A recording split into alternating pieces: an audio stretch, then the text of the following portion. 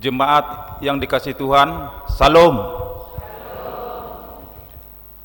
Selamat pagi Bapak Ibu, Saudara, dan anak-anak yang dikasihi Tuhan, presbiter bertugas dan pelayan ibadah di GPIB Jemaat Beno Surabaya menyambut dengan sukacita kehadiran Bapak, Ibu, Saudara, dan anak-anak dalam ibadah hari Minggu kelima sesudah Paskah. Pada ibadah hari Minggu ini kita juga akan memperingati Hari Bumi Sedunia yang jatuh setiap tanggal 22 April. Kiranya melalui ibadah ini kita dapat memaknai kebangkitan Kristus yang memanggil kita untuk menghadirkan pemulihan bagi bumi di tengah krisis ekologi yang terjadi. Pemberita firman dalam ibadah saat ini akan disampaikan oleh Bapak Pendeta Ripanto Yodio Immanuel Herman Ses STH.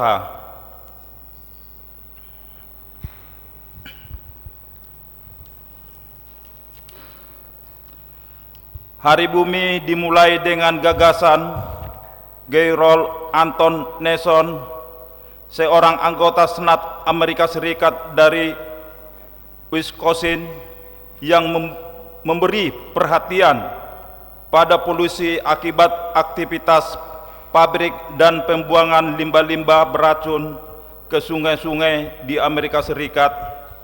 Ia menyampaikan keprihatinannya ini kepada pemerintah federal dan mengusulkan akan adanya kurikulum resmi yang berkaitan dengan isu-isu lingkungan hidup di perguruan tinggi.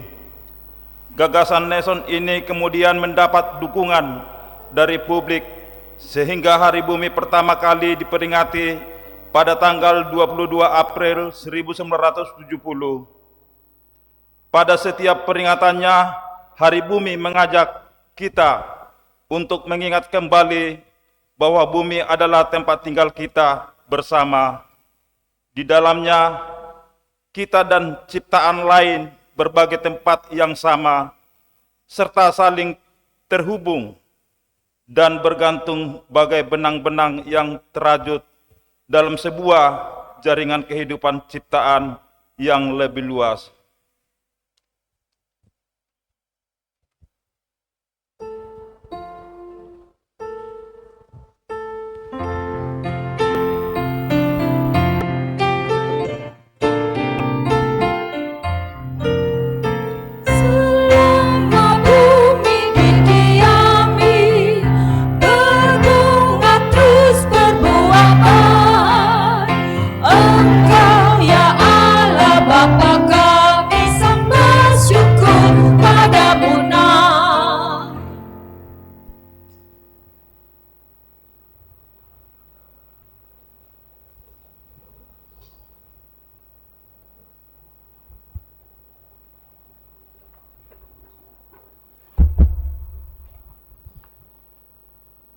Jemaat Tuhan, silakan berdiri.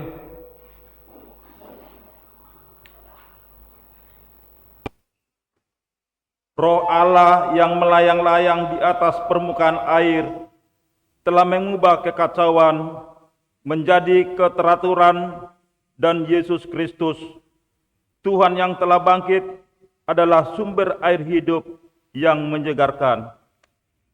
Terpujilah Allah yang telah mencurahkan rahmat bagi kehidupan seluruh ciptaan.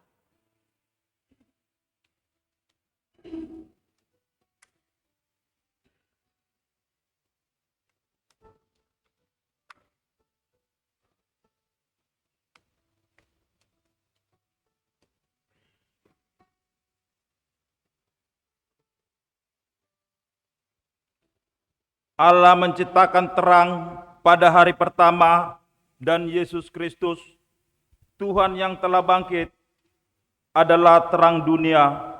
Kebangkitannya adalah awal dari ciptaan baru.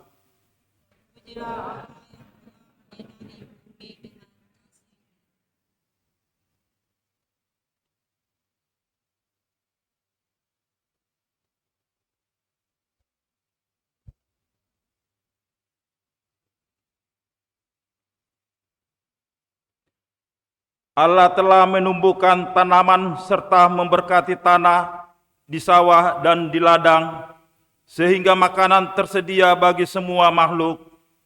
Dan Yesus Kristus, Tuhan yang telah bangkit, adalah pokok anggur, sumber kehidupan.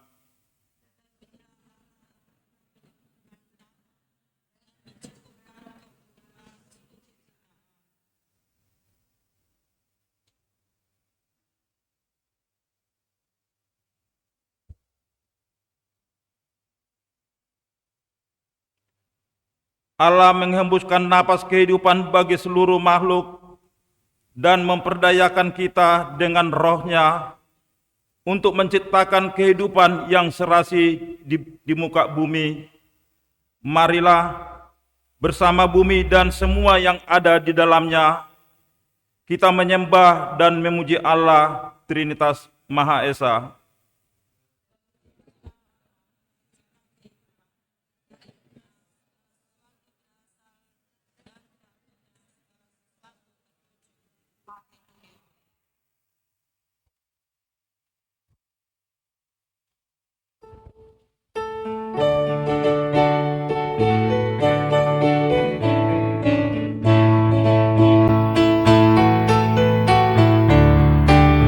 Hai puji namanya terang cahaya, dan puji namanya hai cakrawala. Hai puji namanya semesta alam, mari semuanya menyembah Tuhan. Haleluya, pujilah Tuhan tak henti. Haleluya, karena kasih-Nya tak terhenti. Haleluya, pujilah Tuhan tak henti. Haleluya, karena kasih-Nya tak terhenti.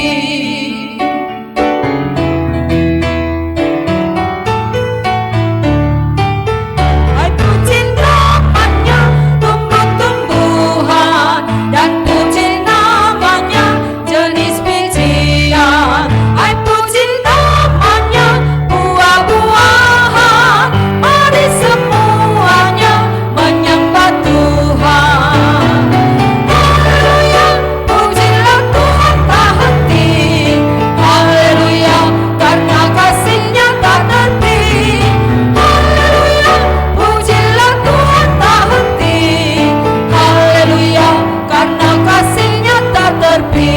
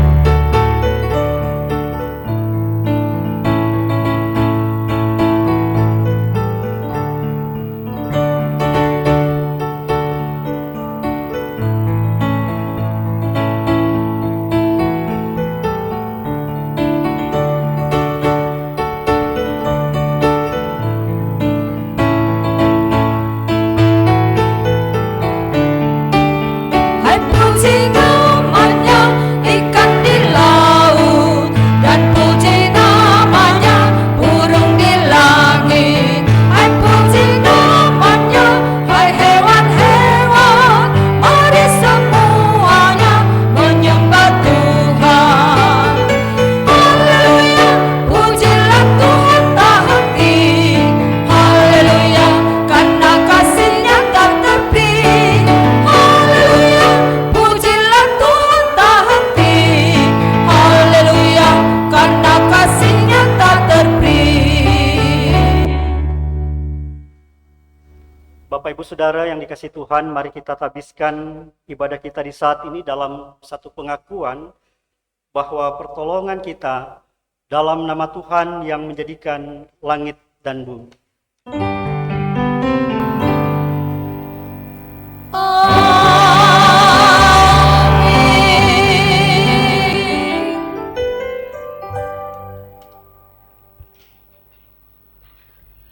Nas pembimbing kita pada ibadah hari Minggu di saat ini diambil dari kitab Kejadian pasal 1 ayatnya yang ke-26 berdasarkan Alkitab terjemahan baru edisi kedua mengatakan, "Berfirmanlah Allah, baiklah kita menjadikan manusia menurut gambar dan rupa kita, supaya mereka berkuasa atas ikan-ikan di laut dan burung-burung di udara, atas ternak dan seluruh bumi, serta atas segala binatang yang melata di bumi." Terimalah salam, anugerah dan damai sejahtera menyertai kamu. Dan menyertaimu juga.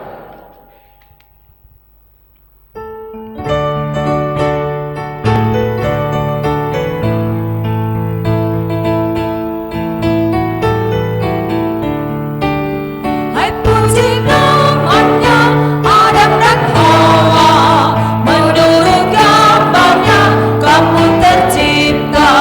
Hai puji namanya segenap insan, mari semuanya menyembah Tuhan. Haleluya, pujilah Tuhan tak henti.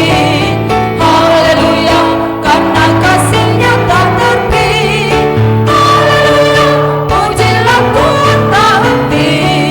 Haleluya, karena kasih-Nya tak terpi.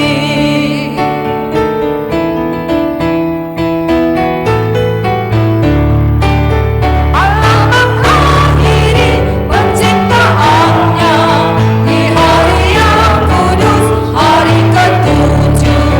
Karena dilihatnya baik semua, akhirnya Allah pun memberkatinya. Haleluya, pujilah Tuhan tak henti. Haleluya, karena kasih-Nya tak terpi. Haleluya, pujilah Tuhan tak henti. Haleluya, karena kasih-Nya tak terpi.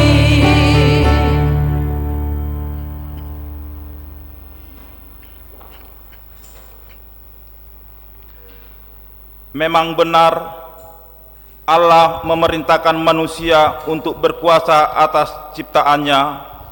Namun kekuasaan itu dimaksudkan untuk merawat dan memelihara bumi dan semua yang ada di dalamnya, bukan untuk menghancurkannya. Saat ini yang telah terjadi adalah karena ketamakan manusia, bumi menjadi rusak, banyak tanaman dan hewan musnah.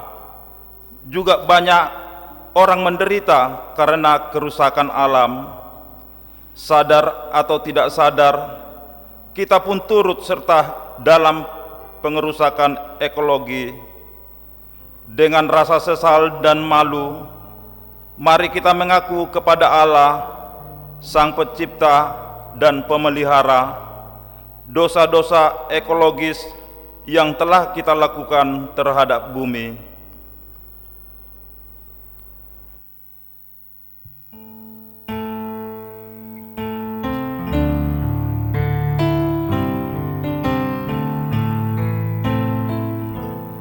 Tuhan Kau telah kurniakan kami alam ini dan seisinya untuk kehidupan yang serasi, timbal balik saling memberi. Ya Allah Pencipta, sebagai manusia, kami telah menikam perut bumi demi energi yang menopang aktivitas kami. Pegunungan telah dikeruk sampai habis, lautan luas ditikam dengan tiang-tiang pancang. Kami tak kunjung menghemat energi yang tak terbarukan dan bertindak seolah-olah semuanya tak akan pernah habis. Kami pun acap kali mengotori tanah dengan sampah plastik yang sulit terurai dan menyirami tanah dengan bahan-bahan kimia beracun, sehingga ia tak lagi subur. Atas keserakan kami, ampunilah kami.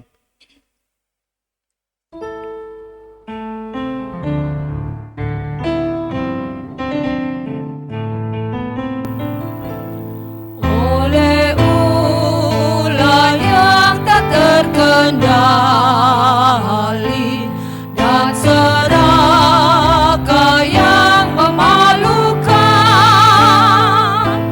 alam dikeruk terkuras habis, tak peduli hari esoknya. Ya Allah Pencipta, kami juga telah mengotori parit dan sungai dengan sampah. Juga limbah-limbah pabrik telah kami buang dengan sesuka hati. Mikroplastik mencemari lautan sehingga ikan-ikan beracun. Air yang tersedia di rumah kami buang dengan sia-sia tanpa memikirkan mereka yang kekeringan dan mengalami krisis air bersih. Ketika air seharusnya dapat terserap dengan baik ke tanah, kami pun menutupi tanah resapan dengan coran aspal yang tebal, sehingga akhirnya banjir melanda di banyak tempat. Atas kelalaian kami, ampunilah kami.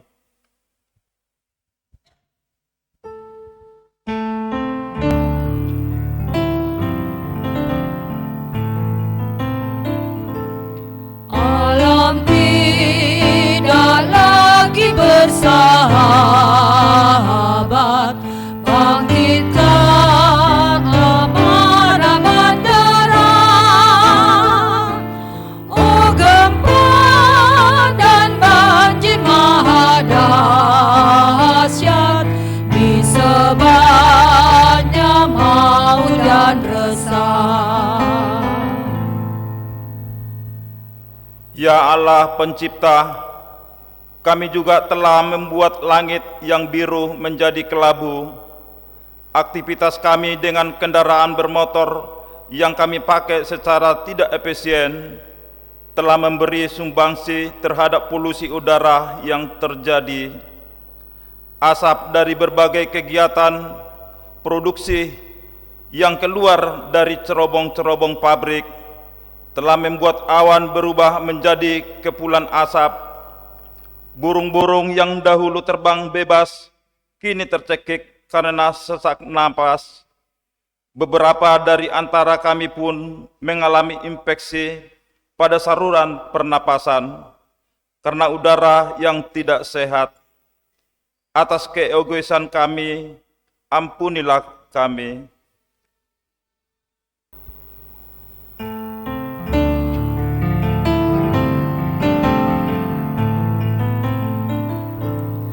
Alam raya kaulah penciptaannya, kau menata indah berseri. Tuhan bangkitkan semangat kami, cinta di kau, cinta karyamu.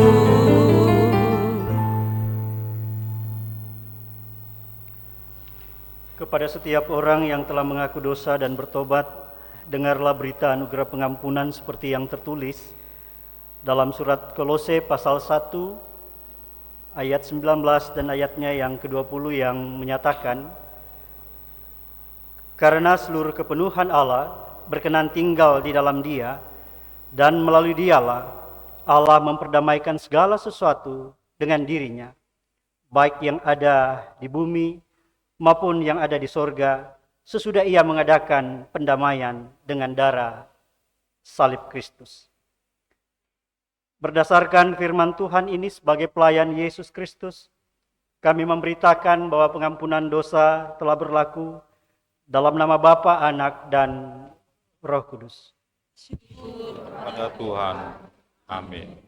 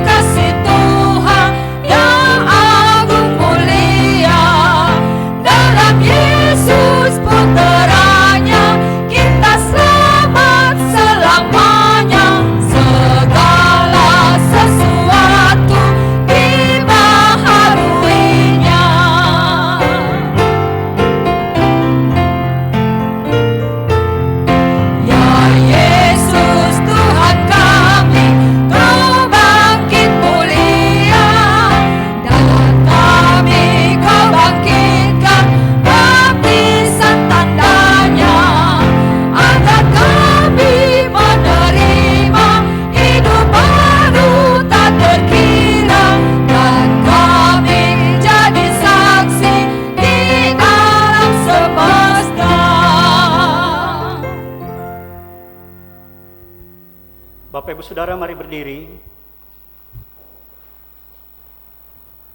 untuk mendengar perintah hidup baru seperti yang tertulis di dalam surat 2 Korintus pasalnya yang kelima, ayatnya yang ke-17 yang menyatakan,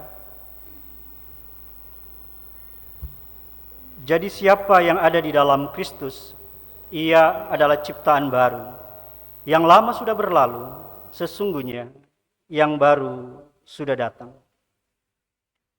Roh Kudus menolong kita mewujudkan kemuliaan Allah dalam seluruh hidup dan kesaksian kita di dunia.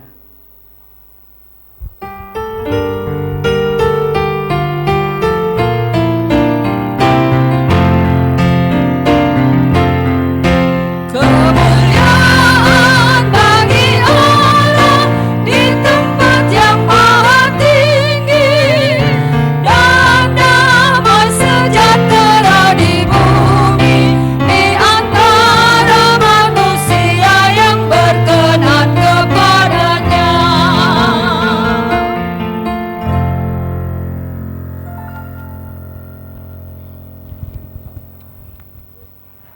Bersama-sama kita akan mendengarkan lantunan pujian yang akan dipersembahkan oleh vokal grup Pelkat PKP GPB Jemaat Beno Surabaya.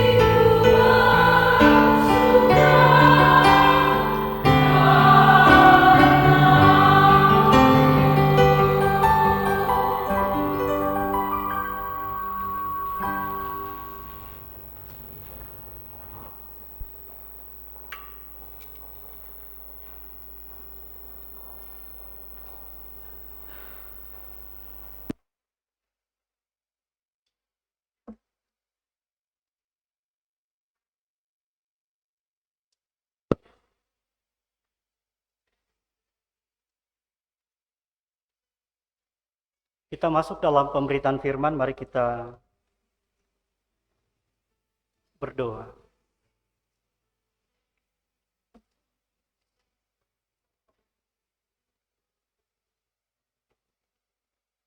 Ya Tuhan, bukalah telinga kami, dan biarkan hanya suara-Mu yang kami dengar melalui pemberitaan firman.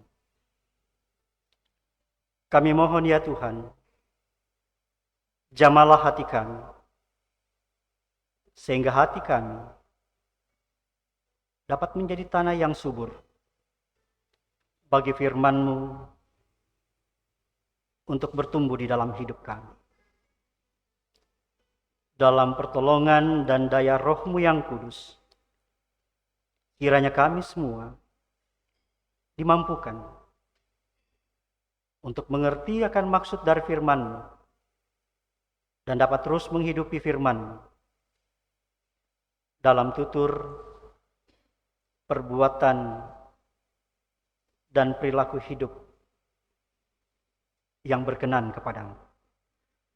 Dalam nama Tuhan kami Yesus Kristus, kami berdoa dan mengucap syukur. Amin. Mari berdiri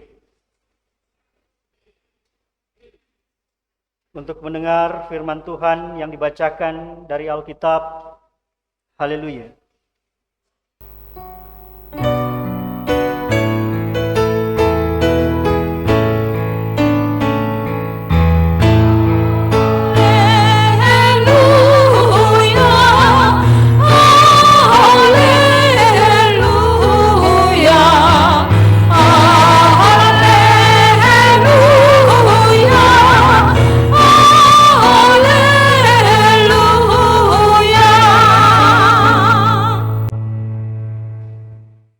Pembacaan Alkitab hari ini adalah dari Injil Matius pasal 20 ayat 1 sampai dengan 4.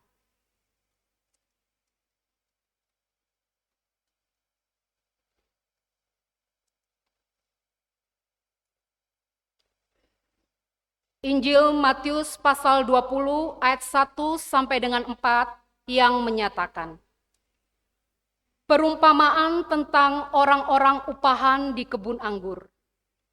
Adapun hal kerajaan sorga sama seperti seorang tuan rumah yang pagi-pagi benar keluar mencari pekerja-pekerja untuk kebun anggurnya.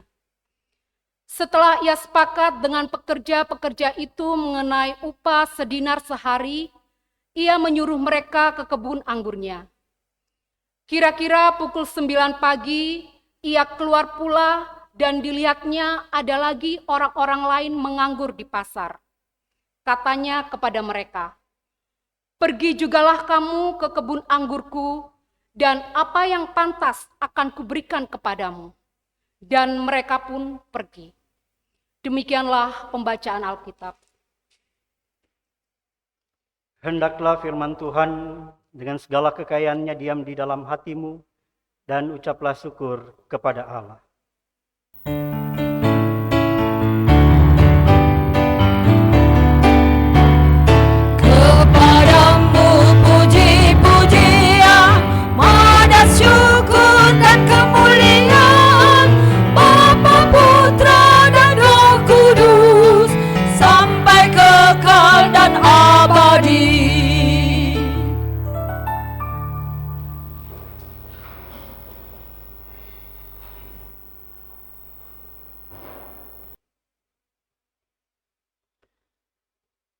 Pada suatu waktu Tuhan sedang berjalan-jalan ke sorga, dan dia mendapati bahwa semua orang sudah berada di dalam sorga.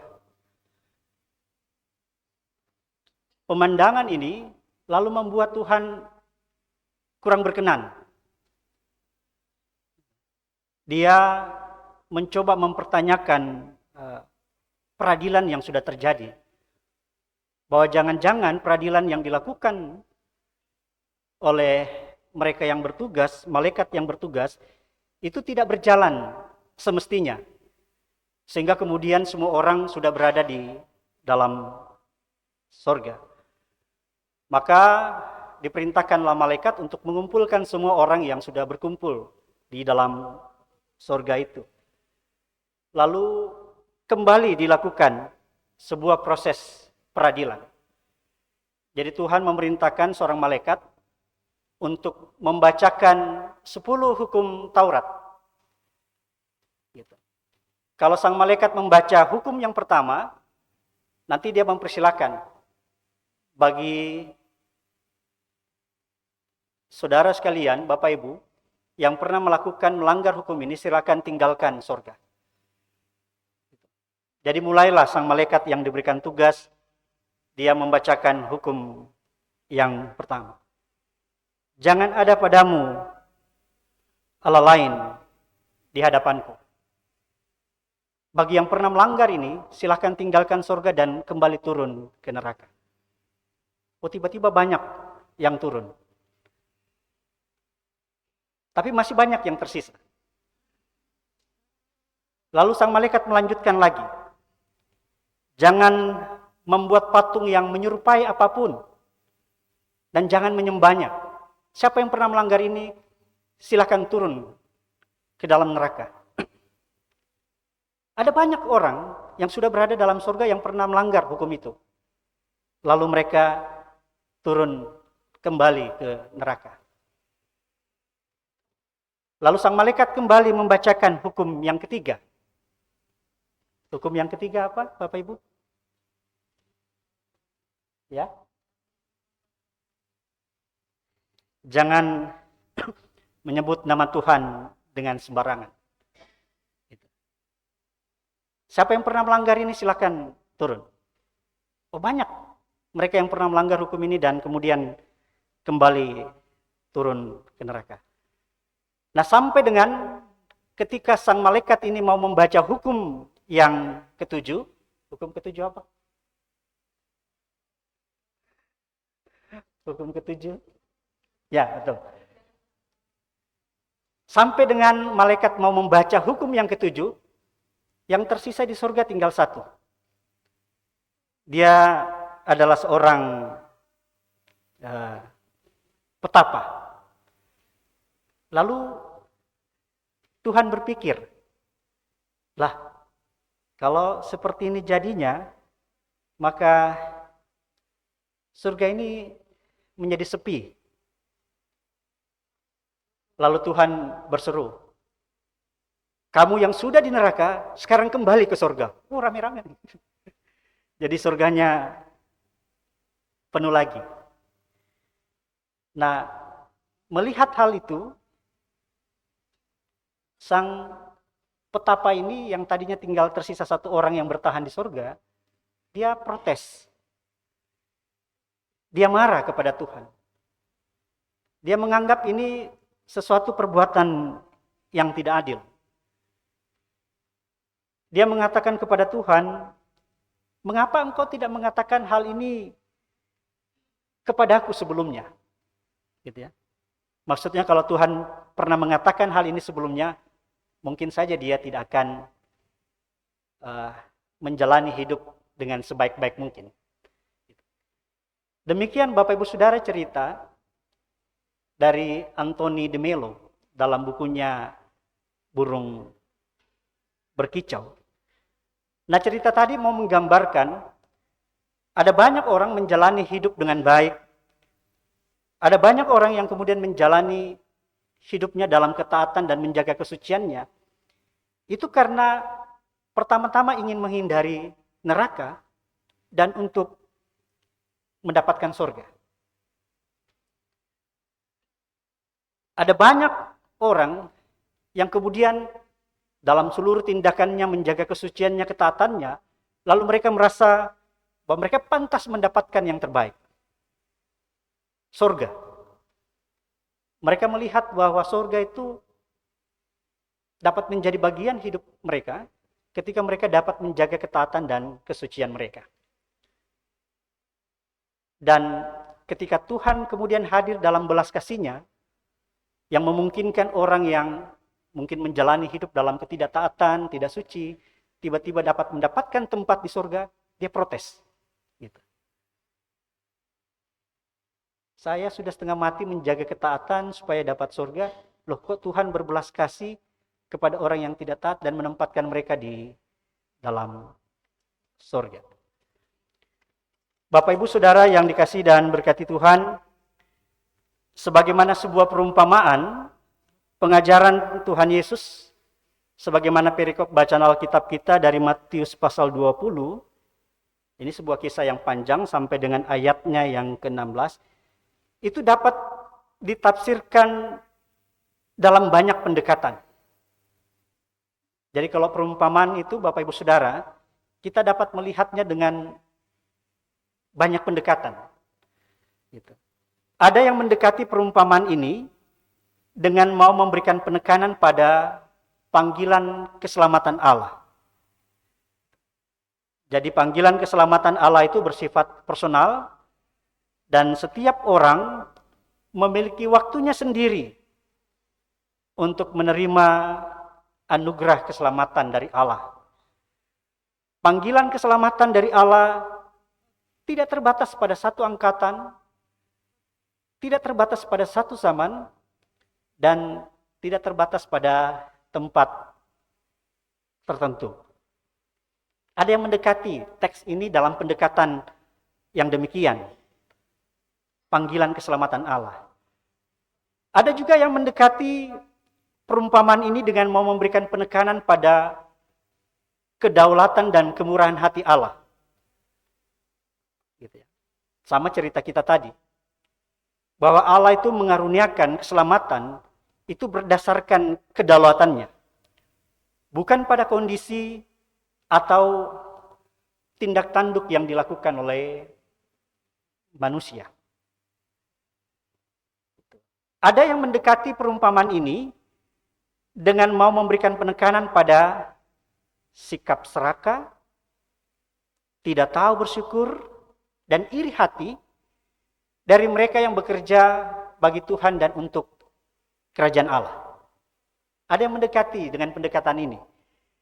Dan dalam kesempatan ini saya coba mau melihat perikop bacaan Alkitab kita dengan pendekatan yang ketiga tadi. Nah, coba kita sekarang perhatikan alur ceritanya.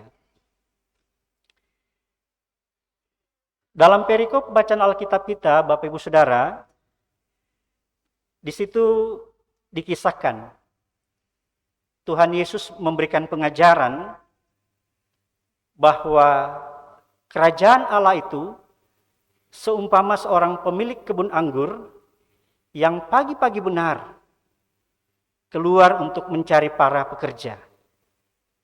Sangat mungkin antara sekitar jam 6 pagi sampai dengan jam 7 pagi. Dan ketemu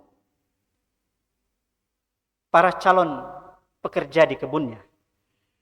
Dan setelah sepakat mengenai upah sedinar sehari, ia pun kemudian menyuruh para pekerja itu untuk pergi ke kebun anggurnya. Pada pukul 9 pagi, sang pemilik anggur ini, kebun anggur ini, dia kembali keluar. Lalu kemudian dilihat orang-orang yang masih menganggur. Lalu kepada orang-orang yang masih menganggur itu, dia katakan, pergilah juga kamu ke kebun anggurku, dan upah yang adil akan kuberikan kepadamu. Nah, kembali sang pemilik kebun ini keluar lagi. Pada pukul 12 siang dan jam 3 petang. Gitu. Dia menemukan orang yang menganggur. Kalau Bapak Ibu Saudara memperhatikan ayatnya yang kelima, di situ dikatakan melakukan hal yang sama. Nah, sangat mungkin orang yang dijumpai oleh sang pemilik kebun ini pada jam 12 siang dan jam 3 petang dijanjikan hal yang sama. upah yang adil akan kuberikan kepadamu. Tidak berhenti di situ. Pada jam 5 petang, sang pemilik kebun anggur ini kembali keluar. Dan dia menemukan lagi orang-orang yang menganggur. Lalu kepada orang-orang ini kembali dia katakan, pergi jugalah kamu ke kebun anggurku. Nah, pada malam hari, kemudian dilakukanlah pembayaran upah. Pembayaran upah, Bapak Ibu Saudara, kalau kita baca sebenarnya kitab Ulangan, itu harusnya dilakukan sebelum jam 6 petang. Jadi ini hal yang wajar. Sebuah ketentuan, sesuatu yang sudah diatur. Pada malam hari dilakukan proses pembayaran upah. Dan pembayaran upah ini dimulai dari para pekerja yang masuk terakhir hingga mereka yang masuk paling pertama. Datanglah mereka yang masuk kira-kira pukul 5 petang tadi. Dan masing-masing mendapatkan 1 dinar. Kemudian datanglah mereka yang masuk pertama kali, pada pagi-pagi benar. Sangka mereka tentu bahwa mereka pasti akan mendapat lebih banyak. Karena yang bekerja saja sejam bisa dapat 1 dinar, apalagi mereka yang sudah bekerja sampai dengan jam 12 jam. Pasti mereka akan mendapatkan lebih banyak. Nah, tetapi ternyata mereka pun menerima masing-masing hanya 1 dinar. Nah, hal ini Bapak Ibu Saudara sontak menimbulkan protes. Orang-orang yang bekerja pagi-pagi benar itu, orang-orang yang bekerja yang pertama itu, beranggapan bahwa apa yang dilakukan oleh sang pemilik kebun ini adalah sesuatu yang tidak adil. Dan untuk itu mereka diceritakan bersungut-sungut. Pertanyaannya seperti ini kemudian. Apakah benar bahwa apa yang telah dilakukan oleh sang pemilik kebun anggur itu kepada para pekerja yang bekerja dari jam 6 pagi adalah sesuatu yang tidak adil? Naluri kita mungkin, atau banyak mungkin di antara kita yang dapat mengatakan bahwa apa yang dilakukan oleh sang pemilik kebun anggur ini adalah suatu ketidakadilan. Sebab di mana-mana orang yang membayar lebih mahal itu berhak memperoleh yang lebih baik. Di mana-mana yang bekerja lebih lama berhak memperoleh upah yang lebih banyak dibandingkan mereka yang baru bekerja.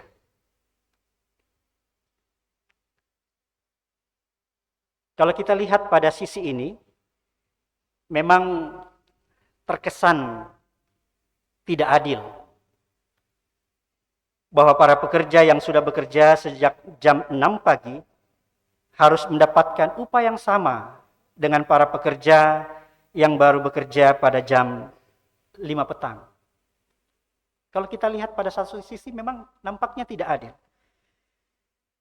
Namun kalau kita melihat lebih jauh, apa yang didapatkan oleh para pekerja yang sudah bekerja sejak jam 6 pagi ini, itu sebenarnya sudah sangat luar biasa. Bila dibandingkan dengan para pekerja yang baru bekerja pada jam 5 petang. Kalau kita lihat dari segi upah yang diberikan, mungkin tidak adil. Tapi kalau kita lihat secara lebih jauh, secara keseluruhan, apa yang didapatkan oleh para pekerja yang bekerja pada pagi hari ini, sebenarnya itu jauh lebih banyak. Dan sebenarnya hal itu memungkinkan dia untuk bersyukur. Mengapa saya katakan bahwa apa yang telah didapatkan oleh para pekerja yang sudah bekerja sejak jam 6 pagi, itu sudah sangat luar biasa. Nah, coba kita lihat alasannya. Alasan yang pertama, Bapak Ibu Saudara, kita harus ingat bahwa jauh sebelum mereka bekerja di kebun anggur, mereka yang bekerja pada pagi-pagi benar tadi, status mereka adalah pengangguran. Kalau jadi pengangguran, apa yang mereka bisa dapatkan?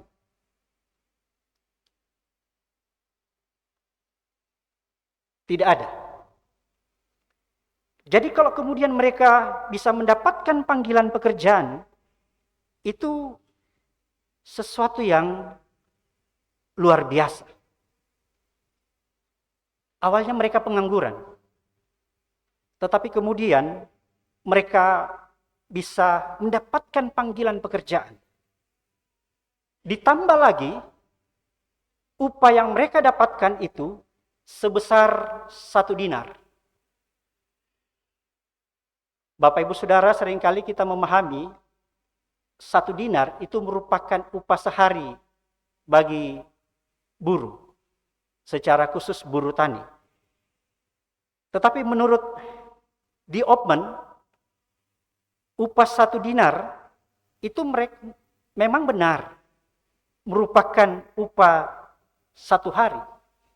Tetapi itu merupakan upah 1 hari untuk tentara Romawi. Dan bukan upah untuk para pekerja biasa. Bapak Ibu sudah bisa bayangkan ya. Dia yang seorang pekerja kebun, buruh, bisa diberikan upah harian seorang tentara Romawi. Bapak Ibu bisa melihat betapa dihargainya begitu rupa mereka yang bekerja pada pagi hari itu. Mereka merasakan kemurahan hati dari sang pemilik kebun. Harusnya mereka mendapatkan upah sebagai seorang buruh, tetapi mereka mendapatkan upah sehari dari seorang tentara Romawi, 1 dinar. Dan pada saat itu, 1 dinar itu dapat digunakan untuk memenuhi kebutuhan hidup selama 3 sampai dengan 6 hari. Itu yang pertama. Yang kedua, memang benar bahwa jauh sebelum mereka bekerja di kebun anggur, status mereka adalah pengangguran. Tetapi menarik bahwa waktu untuk mereka menganggur itu tidak terlalu lama. Dikatakan dalam perikop bacaan Alkitab kita, pagi-pagi mereka sudah mendapatkan pekerjaan. Dan itu berarti sudah bisa dipastikan bahwa mereka tidak sempat dipusingkan dan dicemaskan tentang apa yang akan mereka kerjakan hari ini dan hari esok. Mereka tidak sempat dipusingkan tentang akan apa yang mereka makan, pakai untuk beli makanan pada hari ini. Toh pagi-pagi benar mereka sudah mendapatkan pekerjaan. Sangat berbeda dengan mereka yang baru mendapatkan pekerjaan pada jam 5 petang. Itu sudah bisa dipastikan. Mereka berada dalam perasaan gelisah, galau, dan merana, gegana.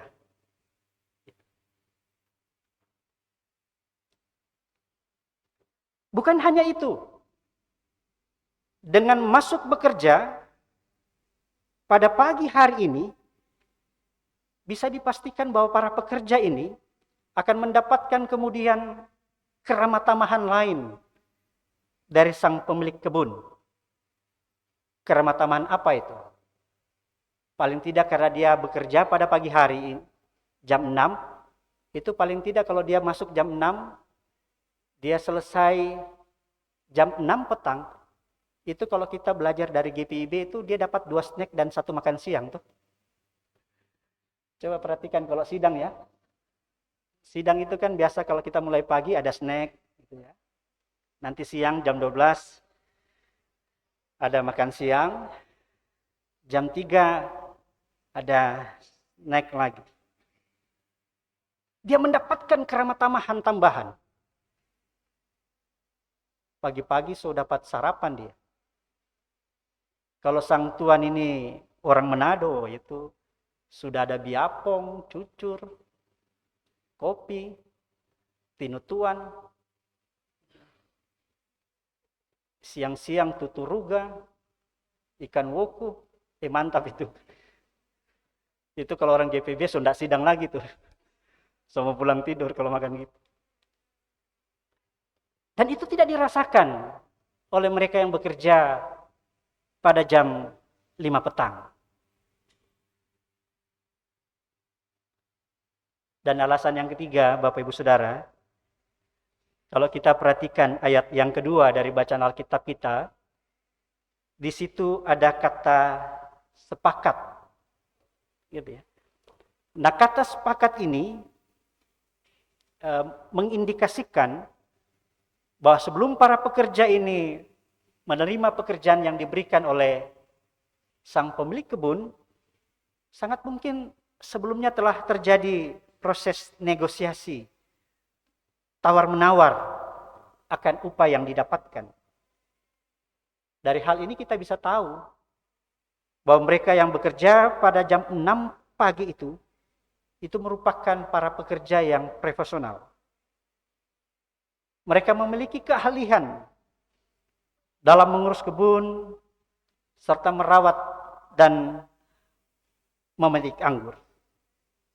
Dan sebenarnya bagi mereka tidak sulit untuk mencari pekerjaan. Sangat berbeda dengan kondisi mereka yang baru bekerja pada jam 5 petang.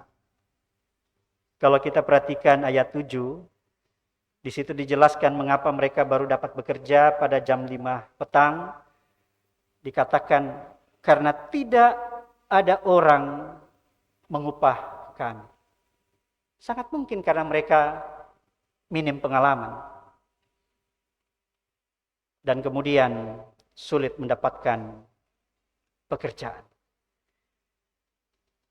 Dari ketiga alasan ini, sebenarnya mereka yang bekerja sejak jam 6 pagi tidak perlu bersungut-sungut terkait upah yang sama yang didapatkan para pekerja yang baru bekerja pada jam 5 petang.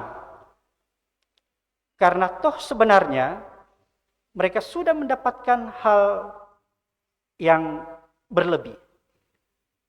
Mereka punya banyak hal yang sebenarnya dalam kondisi itu dapat menjadi dasar mereka untuk bersyukur. Lantas, mengapa mereka yang bekerja sejak jam 6 pagi tidak menyadari akan apa yang telah mereka alami dan dapatkan itu?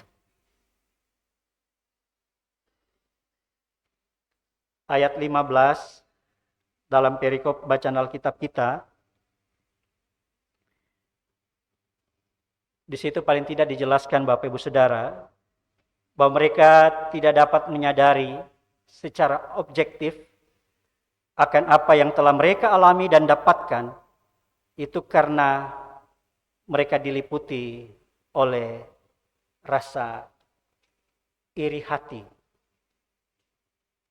Mereka tidak dapat merasakan, melihat bagaimana kemudian apa yang Tuhan telah berikan di dalam hidup mereka sudah begitu banyak. Bapak Ibu Saudara yang dikasihi dan berkati Tuhan, dari apa yang dikemukakan ini, bersama-sama kita mau diingatkan untuk selalu mau belajar untuk selalu bersyukur. Dalam keadaan apapun. Kalau kita belajar dari kisah para pekerja di kebun anggur, kita bisa melihat apapun keadaan kita, bahkan kemudian kita mungkin diperlakukan tidak adil, kita masih bisa mendapatkan atau menemukan alasan dalam hidup kita yang memungkinkan kita untuk bersyukur. Jadi belajar bersyukur dalam kondisi apapun. Perikop bacaan Alkitab kita mengingatkan, apapun kondisi kita, bahkan ketika mungkin kita diperlakukan tidak adil, kita masih bisa menemukan alasan untuk dapat bersyukur. Jangan serakah. Jangan ingin selalu mendapatkan yang lebih dari apa yang Tuhan anugerahkan. Belajarlah untuk mencukupkan diri dengan semuanya itu. Dan ini tentu yang menjadi tantangan kita, Bapak Ibu Saudara. Sejatinya kebutuhan manusia itu terbatas. Kebutuhan kita sebagai manusia terbatas. Tetapi sayangnya, keinginan manusia itu tidak ada batasnya. Serakah. Makanya Mahatma Gandhi pernah katakan seperti ini. Dunia sebetulnya cukup untuk memenuhi kebutuhan semua orang. Tetapi dunia tidak akan pernah cukup untuk memenuhi keinginan dan keserakahan satu orang saja. Jadi dunia ini sebenarnya cukup untuk memenuhi keinginan manusia. Tapi bagi orang yang serakah, dunia ini tidak pernah cukup.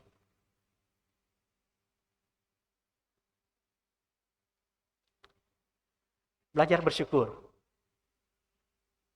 Di tengah segala apapun yang kita alami, saya yakin kita masih dapat menemukan alasan untuk dapat bersyukur. Jangan serakah. Jangan selalu menginginkan yang lebih. Belajarlah mencukupkan diri dengan apa yang kita boleh dapatkan dari Tuhan. Yang kedua, kita mau diingatkan Bapak Ibu Saudara untuk selalu belajar menjaga hati kita. Tidak iri dengan apa yang Tuhan berikan kepada orang lain. Karena toh kita punya berkat tersendiri dari Tuhan. Gitu kan? Jadi kalau Tuhan memberikan sesuatu kepada salah satu anggota jemaat, anak mereka berhasil dalam pendidikan, anak mereka boleh lulus dari seleksi masuk sekolah-sekolah kedinasan, gak apa-apa. Itu berkat Tuhan bagi keluarga itu. Dan kita punya berkat tersendiri dari Tuhan. Belajar Bapak Ibu Saudara, untuk selalu tetap menjaga mata hati kita agar tetap murni. Karena dengan mata hati yang tetap murni, kita selalu boleh dimungkinkan untuk melihat apa yang diperbuat Allah itu merupakan sebuah tindakan kemurahan hatinya bagi semua orang. Dengan menjaga mata hati kita tetap murni, kita selalu dapat melihat keindahan-keindahan dari setiap perbuatan Allah. Tuhan memberkati kita semua. Amin.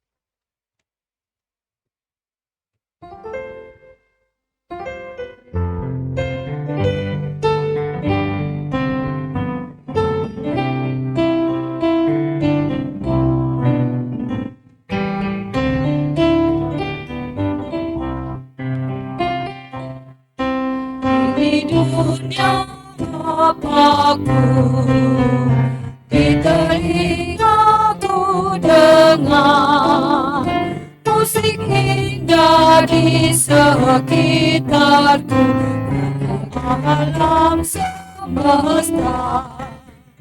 Ini dunia Bapakku, di aman kegagalan, bukit nura langit samudra, yang agung tangannya.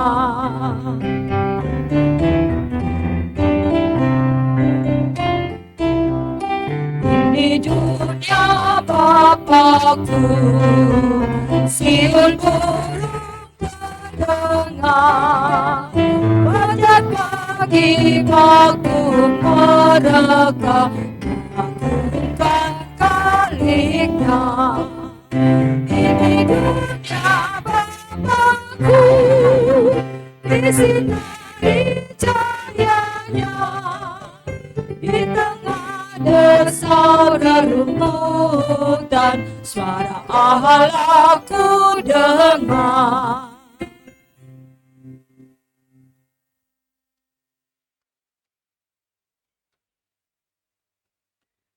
Bapak Ibu Saudara, mari berdiri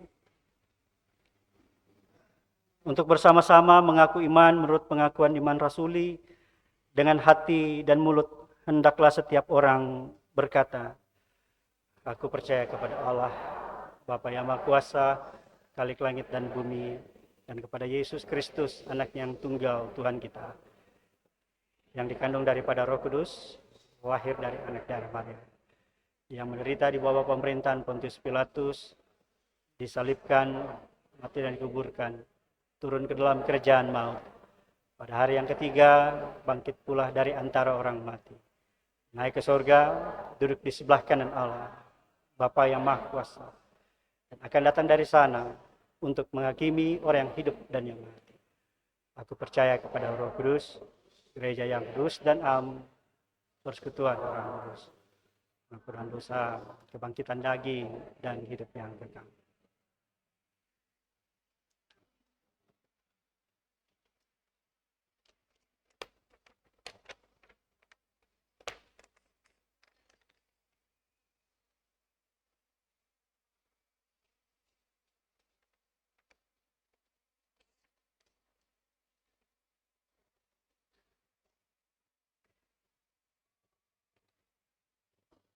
Mari kita berdoa.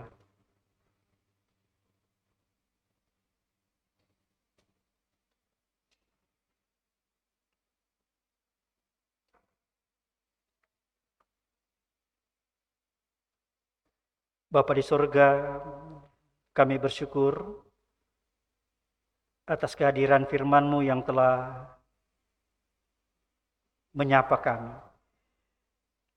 Kami mohon, kiranya firman-Mu yang telah diberitakan dan kami dengarkan dapat tinggal dalam pikiran dan hati kami untuk menjadi petunjuk, kekuatan, bahkan penghiburan dikala kami sedang berada di tengah-tengah pergumulan dan himpitan hidup. Bapa di surga, melalui syafaat ini Kami berdoa bagi kehidupan jemaat-Mu di tempat ini. Di dalam tiap langkah yang akan ditapaki, baik di sisa waktu di hari ini, hari esok dan depan, dalam segala tugas tanggung jawab yang ada. Kami mohon ya Bapa, kiranya Engkau senantiasa menyertai, mengaruniakan semangat dan etikat hati yang selalu baru bagi jemaat-Mu. Sehingga tiap langkah yang ditapaki selalu dapat dijalani dengan penuh rasa syukur dan diisi dengan berbagai kebaikan. Di dalam pergumulan yang dialami oleh jemaat-Mu, di dalam rupa-rupa pergumulan yang ada, ketika mereka bergumul dengan kondisi hidup di tengah keluarga dan rumah tangga, ketika mereka bergumul untuk mendapatkan pekerjaan, ketika mereka bergumul untuk mendapatkan pendamping hidup, ketika pasangan suami istri bergumul untuk mendapatkan kehadiran anak, ketika anak-anak-Mu bergumul dalam proses studi yang ada, kami mohon ya Bapa, berikanlah pertolongan-Mu. Kami mohon kiranya damai sejahtera-Mu memenuhi hati dan pikiran mereka senantiasa, sehingga pergumulan yang dialami dapat dihadapi dengan tenang dan penuh percaya dan pengharapan. Di dalam bekerja dan berusaha, kami mohon ya Bapa, berikanlah senantiasa jalan dan kelancaran bagi jemaat-Mu. Buka pintu-pintu berkat-Mu. Mampukan mereka di tempat di mana mereka bekerja, mengabdi, untuk senantiasa selalu dapat bekerja dan berusaha dengan benar, tekun, dan takut akan Tuhan. Apapun yang boleh didapatkan dari hasil mereka bekerja dan berusaha, Tuhan mampukanlah juga jemaat-Mu untuk selalu bersyukur dan tidak pernah merasa takut dan khawatir akan kehidupan di hari esok dan depan. Di dalam menjalani hidup berumah tangga dan keluarga, kami mohon ya Bapa, berkatilah hidup rumah tangga dan keluarga dari jemaat-Mu. Kami mohon, mampukan setiap anggota keluarga yang ada, baik dalam relasi suami istri, orang tua dan anak, saudara kakak dan adik, untuk senantiasa dapat mengisi hidup rumah tangga dan keluarga mereka dengan cinta kasih, dan dapat menjaganya di dalam kesetiaan. Untuk setiap anggota keluarga kami yang jauh, yang terpisah dari kami di saat ini, orang tua, saudara, suami, istri, anak-anak, ketika kami terpisah karena sebuah tugas tanggung jawab yang ada, kami mohon ya Bapa, kiranya Engkau pun berkenan untuk menyertai dan memberkati mereka. Bapa di surga, kami berdoa untuk jemaat-Mu yang sedang berada dalam keadaan sakit dan menjalani masa-masa pemulihan. Kami berdoa untuk Bapak Teguh Setiawan, Ibu Haulusi, Bapak Joni Sigar, Bapak Peter Pasau, Ibu Yuniarti. Kami berdoa untuk Bapak Irfan, Bapak Kolbi Pasaribu, Ibu Yayu Rahayu, Ibu Lili, dan Bapak Mangasa Marpaung. Kami mohon, kasihanilah mereka. Kami mohon kiranya melalui upaya medis yang dilakukan, makanan, obat-obatan yang dikonsumsi, serta pendampingan keluarga dan topangan doa dari seluruh kerabat dan jemaat-Mu, Engkau berkenan kembali memulihkan akan kekuatan dan kesehatan mereka. Kami berdoa dan menyerahkan untuk kehidupan orang-orang tua kami yang telah memasuki masa lanjut usia. Kami berdoa untuk para janda duda, anak yatim piatu. Tuhan, kami bermohon Engkau senantiasa ada, menyertai setiap langkah kehidupan mereka. Berikan semangat yang senantiasa baru setiap pagi. Aruniakan kekuatan dan kesehatan. Dan biarlah dalam terang hikmat-Mu, mereka selalu boleh dimungkinkan untuk dapat melihat bahwa dalam kuat lemah mereka, dalam kesendirian mereka, dalam untung dan buntung mereka, dapat Tuhan pakai untuk mendatangkan kebaikan di dalam hidup mereka. Kami berdoa untuk jemaat-Mu yang dalam minggu sepekan akan menikmati pertambahan usia kelahiran maupun usia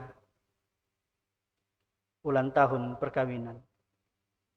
Kami mohon ya Bapa, Engkau melengkapi sukacita yang dirasakan oleh jemaat-Mu. Kiranya Tuhan berkenan mengaruniakan akan umur yang panjang, kesehatan, keberhasilan, kebahagiaan, serta segala hal baik lainnya, baik dalam kehidupan pribadi, serta rumah tangga mereka masing-masing. Kami berdoa untuk kehidupan keluarga Bapak Guntoro dan Ibu Yuli Haryati, Bapak Peter Pasau dan Ibu Tri Susilowati, yang dalam minggu sepekan akan menikmati pertambahan usia perkawinan. Kami berdoa bagi Bapak Yotam Kadang, anak Kasih Segar Wigati, anak Raul Timothy Simamora, anak Gifrani Nenabu, anak Obi Devansi Pengemanan, dan Ibu Ivana Beatrix Paul, yang dalam minggu sepekan akan menikmati 1 tahun pertambahan usia kelahiran. Kami mohon ya Bapa, apa yang dirasakan oleh jemaat-Mu ini dapat menjadi sumber kesaksian bagi mereka untuk selalu dapat bersyukur dan dapat menyatakan bagi dunia bahwa Tuhan itu begitu baik. Kami berdoa untuk gereja-gereja-Mu yang ada di seluruh dunia. Kami berdoa untuk GPIB dalam lingkup sinodal, BP Mupol, dan Regio 1 Jatim. Kami berdoa untuk gereja-Mu GPIB Jemaat Benowo Surabaya di tempat ini. Kami mohon ya Bapa, kiranya Engkau memberkati akan gereja-Mu ini. Memberkati para pelayan-Mu bersama keluarga yang ada. Serta memberkati seluruh pelayanan-pelayanan bersama yang dapat dilakukan. Untuk seluruh para pelayan yang ada, majelis jemaat, PHMJ, pengurus Pelkat, pelayan PA dan PT, komisi, panitia-panitia, pegawai kantor sekretariat gereja, kami mohon ya Bapa, mampukanlah mereka untuk senantiasa tetap dapat memiliki kesatuan pikiran dan hati, untuk mau membangun hidup persekutuan dalam gereja-Mu di tempat ini. Sehingga hidup persekutuan dalam gereja-Mu ini tidak hanya dapat bertumbuh, tetapi juga berbuah, menghadirkan kemuliaan nama-Mu. Berkati gereja-Mu di tempat ini, dalam menghayati panggilannya, untuk merawat lingkungan yang Engkau anugerahkan. Tuhan, kami pun bermohon, kiranya melalui pelayanan-pelayanan yang dihadirkan oleh gereja-Mu di tempat ini, gereja-Mu dapat menjadi berkat di dalam melestarikan alam ciptaan Tuhan. Kami berdoa bagi rekan-rekan diaken penatua, pemain musik, pemandu lagu, pengisi pujian, petugas multimedia, petugas sound system, Bahkan kami berdoa untuk koster yang telah mempersiapkan tempat untuk kami beribadah. Kami mohon ya Bapa, kiranya pelayanan bersama yang dapat kami lakukan di saat ini berkenan di hadirat-Mu, serta menghadirkan kesukacitaan dalam kehidupan kami masing-masing. Kami datang melayani Engkau, itu karena Tuhan telah lebih dulu melayani akan kehidupan kami.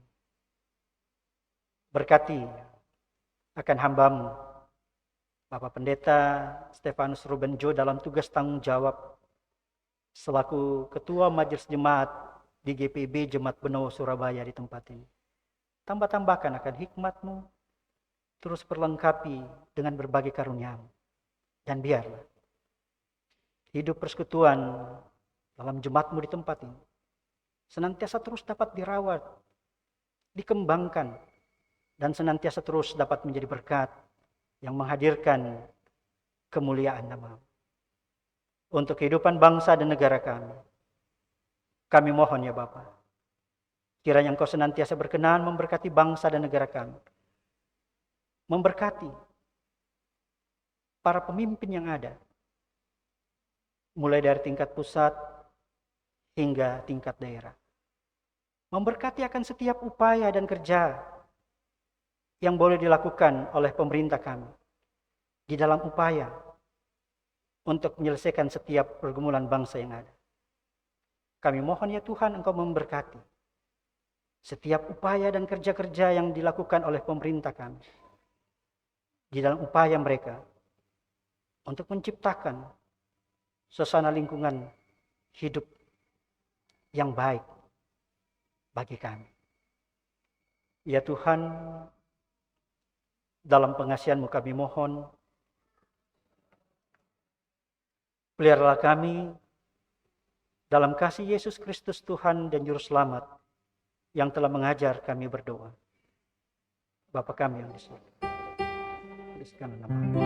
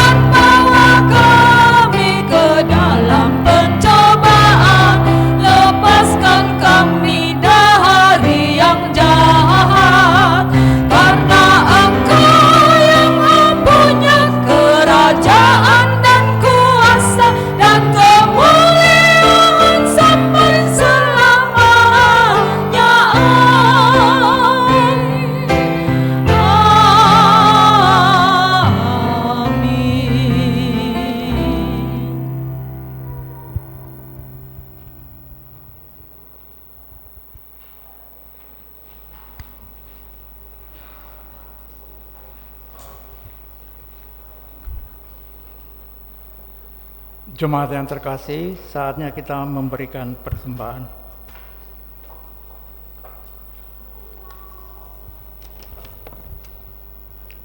Jemaat Tuhan, mari memberikan persembahan sebagai tanda syukur dan kesediaan diri kita untuk dipakai menjadi alat pemulihan bagi bumi. Dengarlah nas Alkitab seperti tertulis dalam Mazmur 147 ayat 7 dan 9 yang menyatakan, bernyanyilah bagi Tuhan dengan nyanyian syukur, bermazmur bagi Allah kita dengan kecapi. Dialah yang menutupi langit dengan awan-awan, yang menyediakan hujan bagi bumi, dan membuat gunung-gunung menumbuhkan rumput. Dialah yang memberi makanan kepada hewan, kepada anak-anak burung gagak yang menciap-ciap. Tuhan memberkati kita dan persembahan yang kita berikan.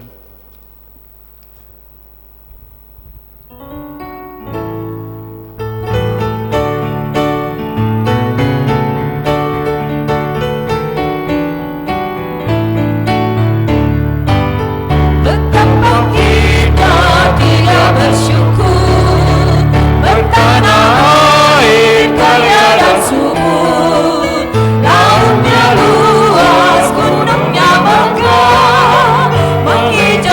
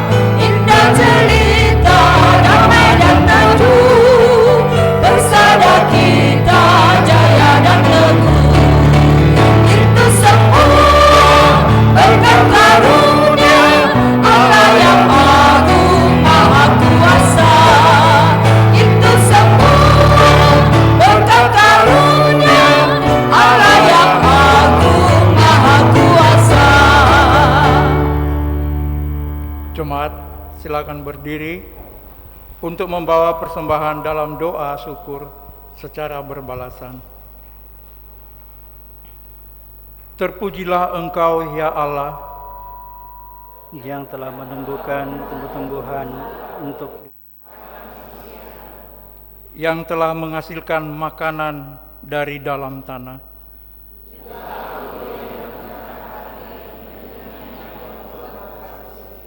Engkau yang menyediakan makanan yang menyegarkan hati.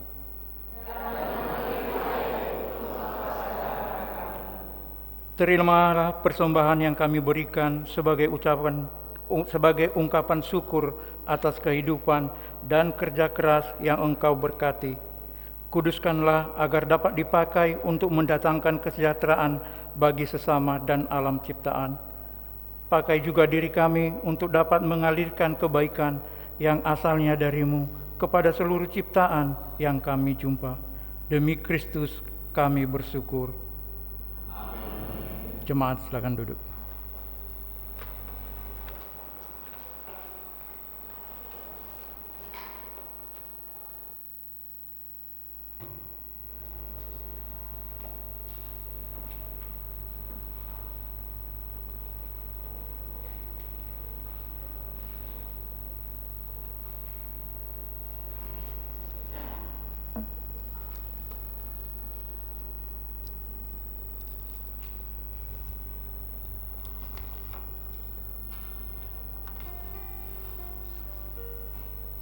Bapak Ibu yang dikasihi Tuhan, mohon untuk diperhatikan sejenak. Ucapan terima kasih. Majelis Jemaat GPIB Benowo Surabaya mengucapkan terima kasih kepada pemberita firman, Pendeta Rifanto Judi L. Hermanses STH, KMJ GPIB Bahtera Kasih, atas pemberitaan firman Tuhan dalam ibadah hari Minggu 28 April 2024. Tuhan Yesus Kristus Kepala Gereja memberkati pelayanannya dan keluarga. Pengisi pujian.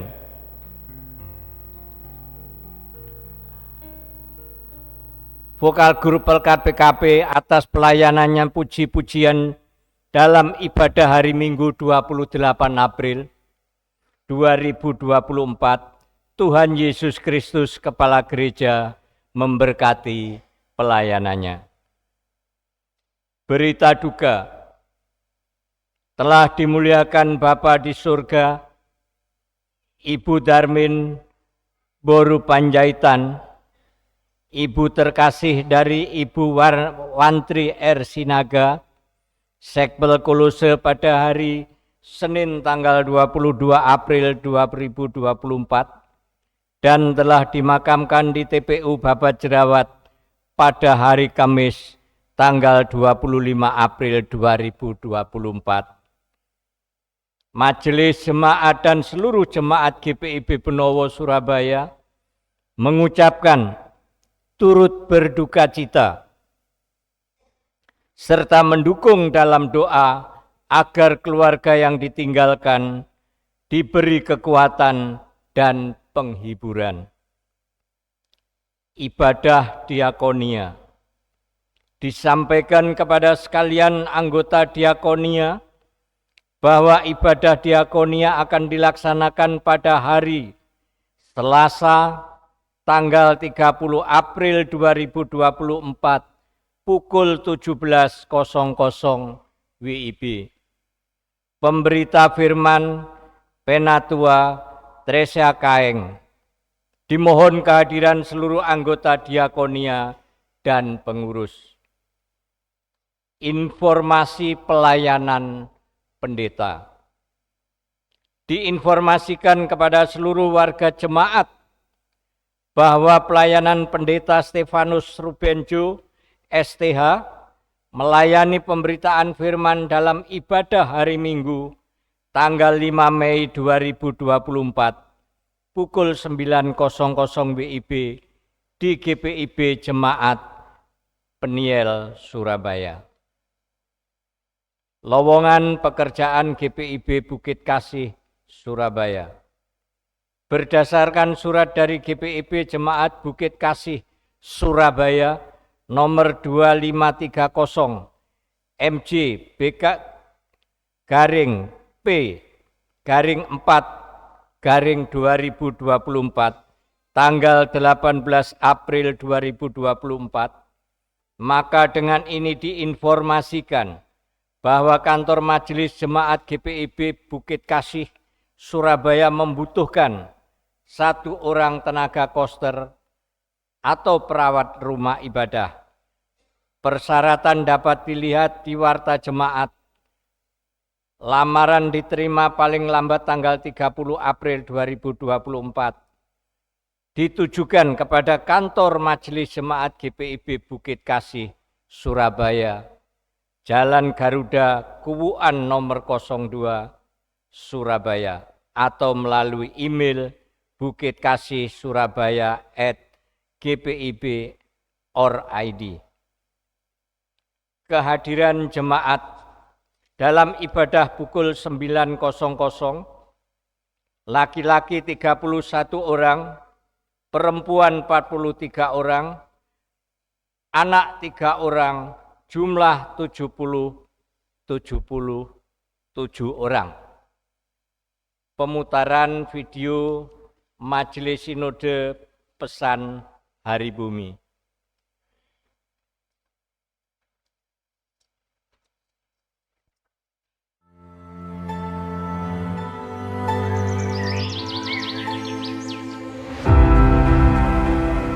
Planet bumi adalah rumah bersama semua makhluk ciptaan Tuhan.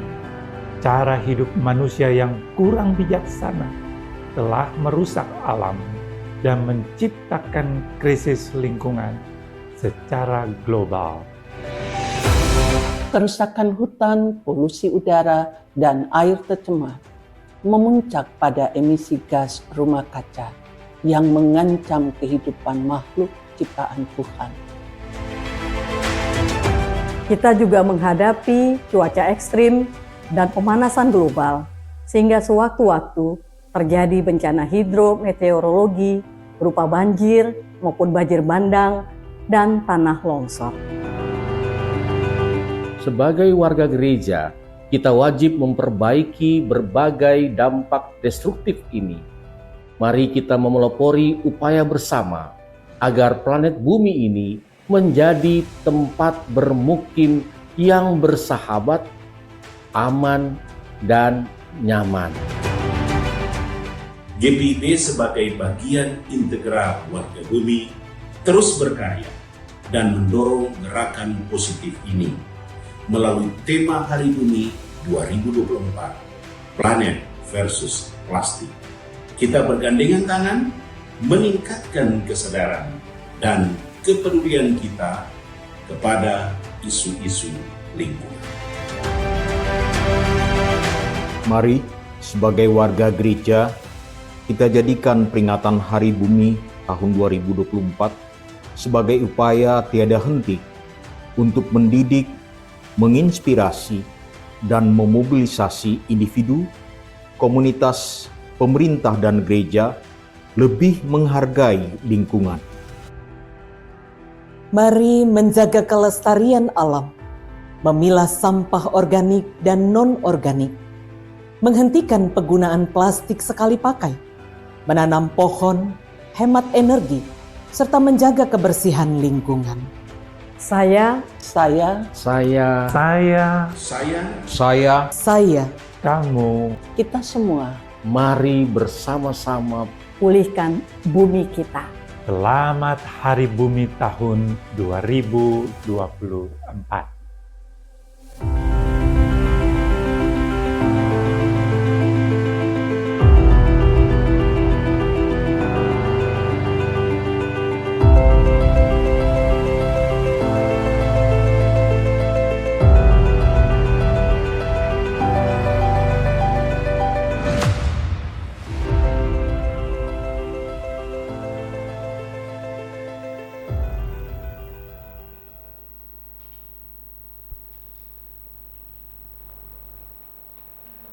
Bapak Ibu Saudara yang dikasihi Tuhan, marilah berdiri.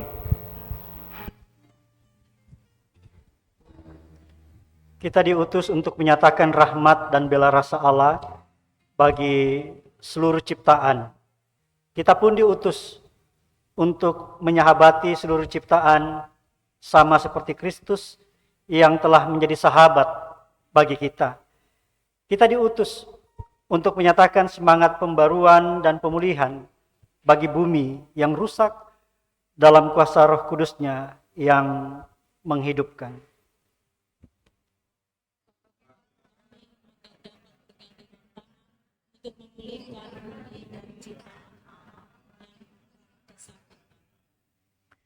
Allah Sang Pencipta menolong dan memampukan.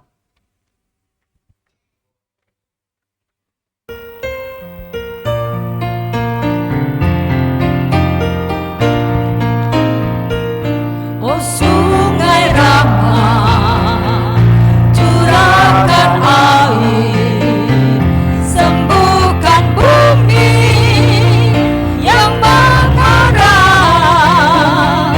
Oh sungai Rama, curahkan air, hapuskan darah yang mengharap.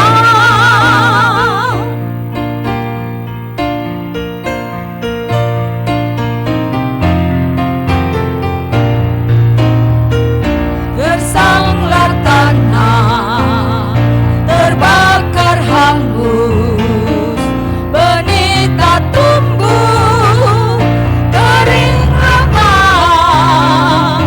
Oh sungai Rama, curahkan air, dan bumi ini selamatkanlah.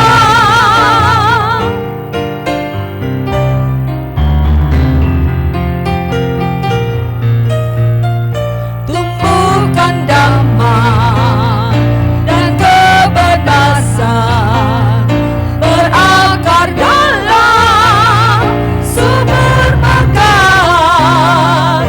Oh sungai Rama, curahkan air, buatlah dunia sembuh benar.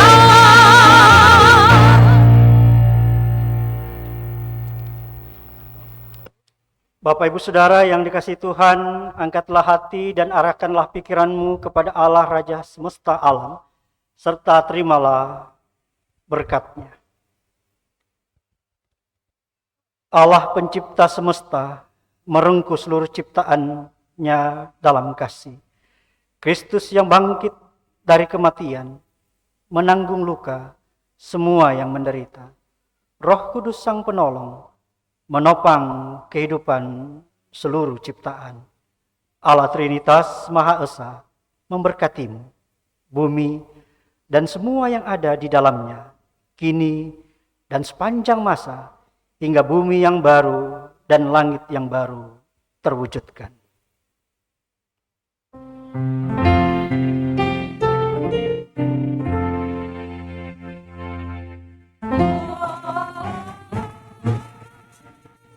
Thank you.